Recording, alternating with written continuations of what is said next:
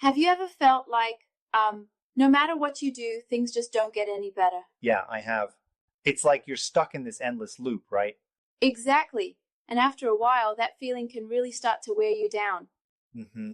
So today we're talking about how prolonged depression can actually lead to anger. Yes, it's a serious issue. When depression lingers for weeks, months, or even years, it can turn into rage. Right. And that's when things get really dangerous. Dangerous how? Well, depression mixed with rage can take a huge toll on a person's emotional well-being. Yeah. It can lead to some really undesired consequences on one's life and health. That's intense. So if someone is feeling this way, what should they do? They need to seek help immediately. This Definitely. emotional state can even lead to suicidal thoughts, which is extremely serious. It's scary to think about, but why does depression lead to anger in the first place? Well, think about it. When life feels like it's giving you the short end of the stick constantly, it's only natural to get annoyed.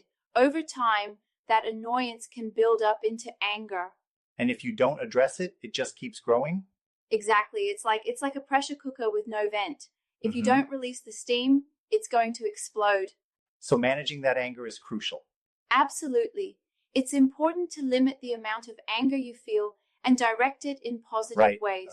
Otherwise, taking it out negatively just leads to more problems and more depression. It's like a vicious cycle. Exactly. And the only one who can break that cycle is you. You have to make a conscious effort to change. But that's easier said than done, right? It is, but it's important to remember that you attract into your life what you project. Oh, interesting. Wait, do you really think that just changing your mindset can change your circumstances? Well, not magically, but it's a start. By altering your outlook, you open yourself up to new possibilities. I'm not sure if that's always the case, though.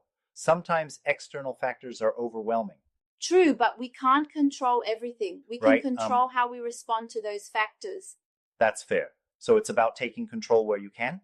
Exactly. It's not easy, but it's possible. Yeah. And there are people and resources that can help. Speaking of help, reaching out is so important, isn't it? Absolutely. No one should have to face this alone. Right. Professional help, support groups, even talking to friends and family can make a huge difference.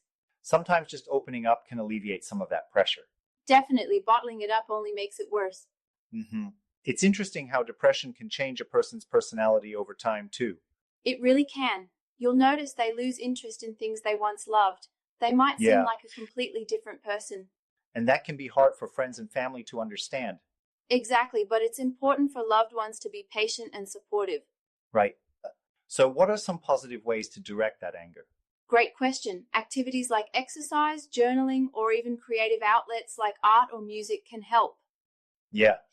I've heard that mindfulness and meditation can be beneficial too.